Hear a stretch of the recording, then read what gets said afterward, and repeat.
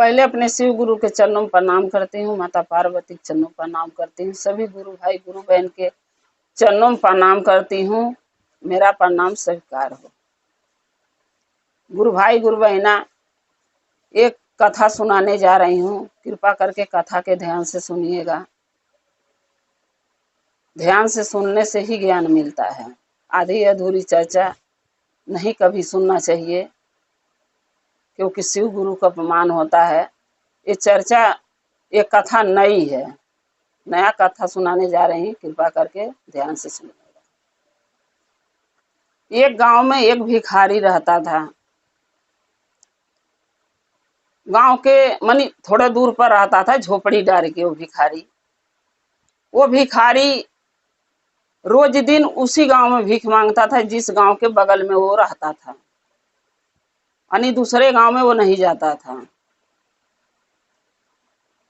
रोज daily उसी गांव में भीख मांगता था।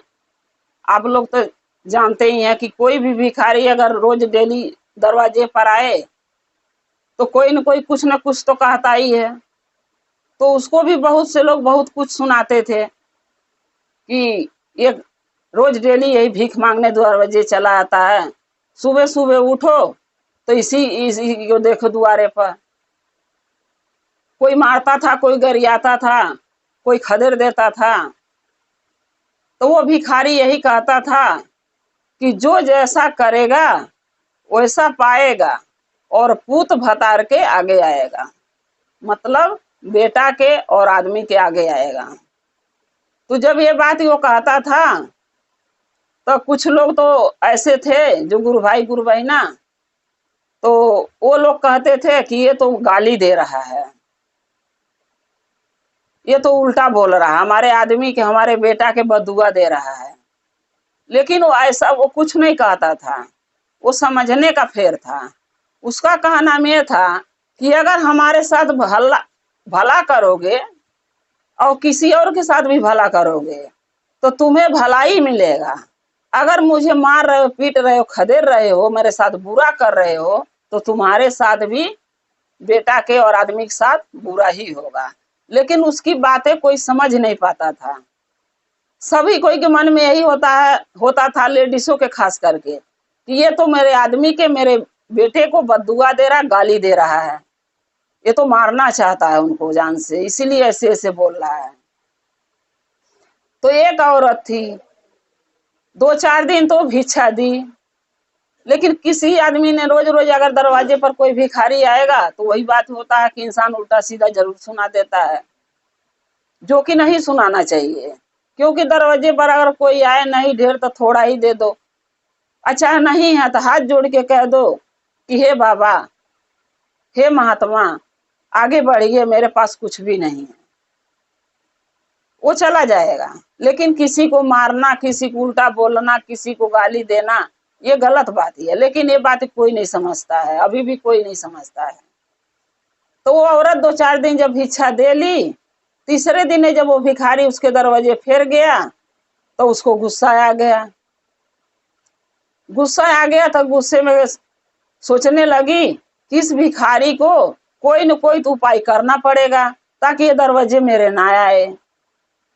तो भाई अब उसके मन में एक ही विचार आया कि ये जीवित रहेगा तो मेरे दरवाजे तो आएगा ही रोज, इसको हम मार देते हैं। अब वो औरत के मन में आया कि हम इसको मार देते हैं।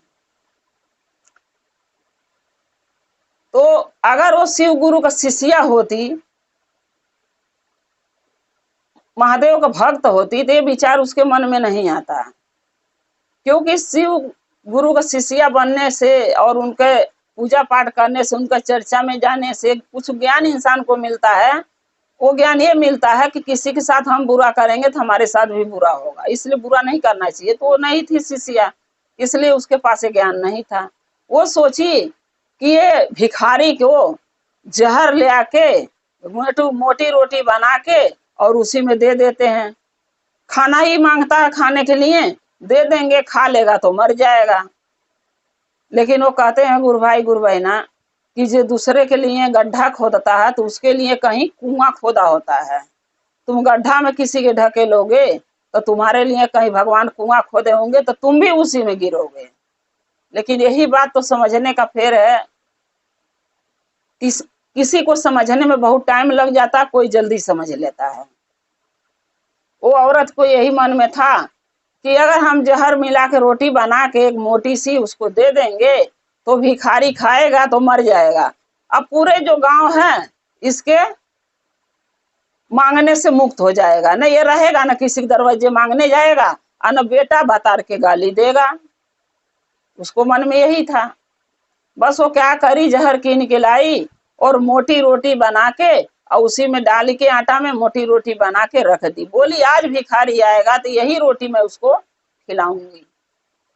अब वो भिखारी मांगते मांगते उसके दरवाजे फिर पहुंच गया। बोला बच्चा अगर कुछ है तो खाने के दे दो, रोटी वोटी सब्जी रोटी, हमें बहुत तेज से भूख लगी है, मैं सुबह से कुछ खाया नहीं हूँ।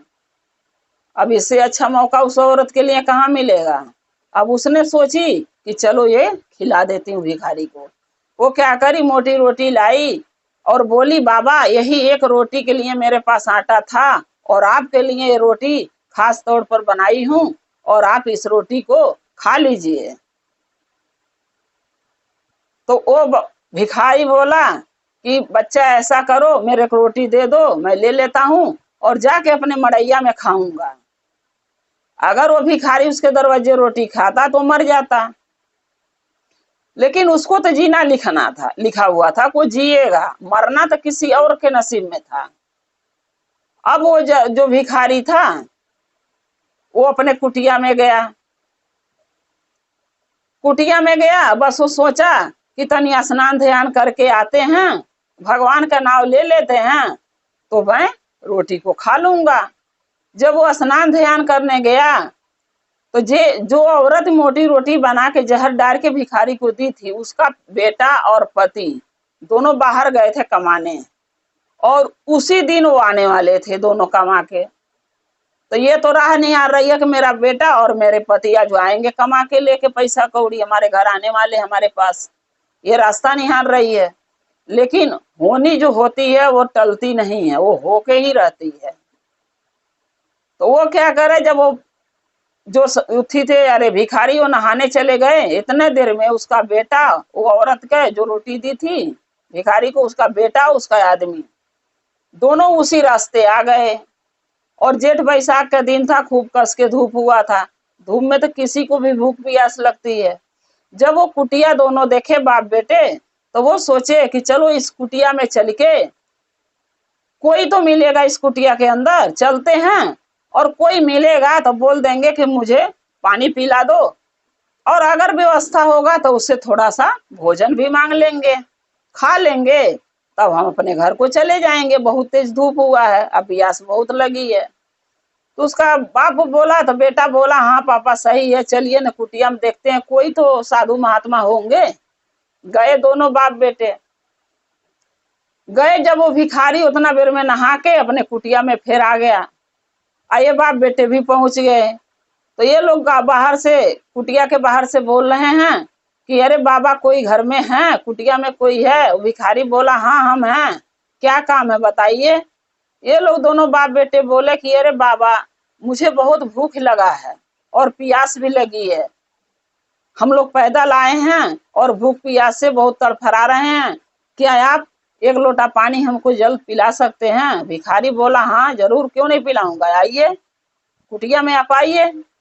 कुटिया में बुलाया, दोनों गए, बैठाया और दोनों को पानी पिलाया। जब दोनों पानी पी लिए तो वो सोचने लगे, फिर वो भिखारी से पूछ रहे हैं कि अरे बाबा कुछ खाने की भी भोजन मिल सकती है क्या। भिखारी बोला हाँ बच्चा मिलेगा, जो होगा मैं आप लोगों को जरूर खिलाऊंगा।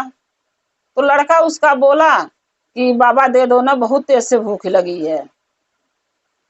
वो भिखारी बोला कि देखिए हम तो पूरे गांव घूम घूम भीख मांगते हैं, तो खाना मिलता है तो हम खाते हैं, और आज मैं पूरा दिन भीख मांगा हूँ, कुछ नहीं मिला। एक घर से मोटी रोटी मिली है, एक औरत ने बना के दी है। बोली बालकिन की बाबा मेरे द्वार पर बैठ के खा लो, मैं वहां खाया नहीं, मैं बोला अपने कुटिया में जा रहा हूँ और नहा धोआ के भगवान का नाम ले लूंगा, फिर मैं खा लूंगा, तो मैं वही मोटी रोटी लाया हूँ। अगर बुरा नहीं आप लोग मानो, खा सको तो मैं दे रहा हूँ, खा लो। अब दोनों भूखे थे, बोले हाँ हाँ दे दो। अब वो क्या किया, दोनों रोटी के आधी आधी तोड़ दिया, अब 2 टुकड़ा बना दिया और दोनों के एक एक टुकड़ा खाने को दे दिया। बल्कि वो सब पूछे भी, अरे बाबा आप भी खा लो, आप क्या खाओगे? बोला नहीं, आप हमारे मेहमान हैं, मेहमान भगवान के समान होता है, आप खा लीजिए। हमारे लिए भगवान कुछ और ही सोचे होंगे, क्या पता कहीं और से मिल जाएगा तो मैं भी भोजन कर लूंगा। बोले सब ठीक है। अब दोनों बाप बेटे आधी आधी रोटी खा लिए और खाने के बाद जो है बोले कि अब नींद आ रही है। अब वो जो भिखारी था बोला कि कोई बात नहीं, विश्राम कर लो, नींद आ रही है तो।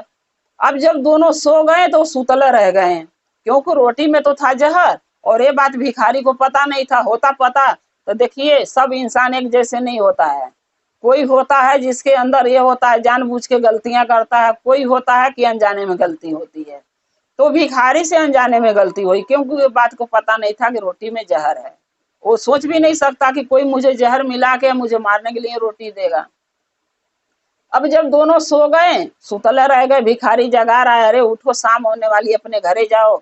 अब जब जीवित रहे तो उठे, जब 3-4 बजा नहीं सब उठे जगाया तो पूरे गांव में धीरे धीरे हल्ला हो गया कि अरे जो भिखारी था ना उसके कुटिया में कोई मर गया है। अब जो औरत रोटी दी थी वो जब ये बात सुनी तो बहुत खुश हुई, सोची कि चलो भिखारी मर गया, झंझट छूट गया। अब न दुआरी पर आएगा और न सबको परेशान करेगा। रोज डेली भीख मांगने आता था, रोज डेली सब पूरे गांव वाले परेशान थे। और नहीं तो उल्टा सीधा बोलता था कि जो जैसा करेगा वैसा पाएगा और पूत भतार के आगे आएगा, ये बदुआ देता था। चलो मर गया, सही हुआ। वो क्या जानती है कि मेरे आदमी, मेरे पति मेरे बेटा मरे हुए हैं, ये तो बात उसको नहीं पता था। जब पूरा गांव वहां देखने गया तो मुँह मुँह सब देख देख आके लगे बताने, अरे तुम्हारे आदमी तुम्हारे बेटा मरे हुए हैं उस झोपड़ी में। अब ये सोची कि वो कैसे वहां पहुंच गए, दौड़ल गई तो देख रही इसका आदमी इसका बेटा, वो औरत के आदमी बेटा दोनों मरे पड़े हैं। अब उसकी जो भिखारी था उसके ऊपर लोग इल्जाम लगाने, यही मारा यही मारा, इसको मार दो मार दो। जब भिखारी इस औरत को देखा जो औरत रोटी दी थी, तब उसने पहचाना, तब बोला सब गांव वालों से कि भाई मेरी गलती इसमें नहीं है, ये औरत के दरवाजे मैंने भीख मांगने गया था और यही औरत मोटी रोटी मुझे दी थी और वही रोटी मैंने रखा था अपने लिए खाने के। लेकिन ये दोनों बाप बेटे भूखे थे, प्यासे थे, इनको प्यास भूख लगी थी और दोपहर में मेरे झोपड़ी में आए मड़ई में और मुझसे मांगे पानी और खाना, तो मैंने पानी भी पिलाई और खाना भी खिला दिया, वही मोटी रोटी दोनों के आधी आधी दे दिया। इसमें मेरी क्या गलती है? अगर जहर डाली थी तो इसने डाली थी, मैंने तो डारा नहीं, क्योंकि रोटी इसने दी थी। सब गांव वाले कहने लगे कि देखो भिखारी जो था वो सही कहता था कि जो जैसा करेगा वैसा ही पाएगा और पूत भतार के आगे आएगा। यानी कहने का मतलब ये है कि हम अगर बुरा किसी के साथ करते हैं तो भगवान हमारे साथ बुरा करते हैं। तो गुरु भाई गुरु बहना, इस कथा से ये सीख लेना चाहिए कि हम किसी के साथ बुरा न करें, चाहे वो भिखारी हो, चाहे वो बाबा हो, चाहे वो पंडित हो, चाहे वो कोई साधु महात्मा हो, चाहे कोई गरीब दुखिया हो। अगर हम किसी के साथ अच्छाई नहीं कर सकते हैं, उसका भलाई नहीं कर सकते हैं, तो उसके साथ बुरा करने के और बुरा सोचने का मुझे कोई हक नहीं है। हम धरती पर आए हैं तो अच्छाई करें, बुराई ना करें। वो भिखारी गलत नहीं बोलता था। अगर आज हम गलती करेंगे तो कल को हो सके हम सही रहे, हमको कुछ ना हो, लेकिन हमारे बेटा हैं, हमारे आदमी हैं, उनके ऊपर कोई भी मुसीबत आ सकती है, कोई परेशानी आ सकती है, तब हम क्या करेंगे? तो हमको हर इंसान के साथ अच्छा करना है, अच्छा सोचना है, बुरा नहीं सोचना है। जय शिव गुरु महादेव, हर हर महादेव, घर घर महादेव।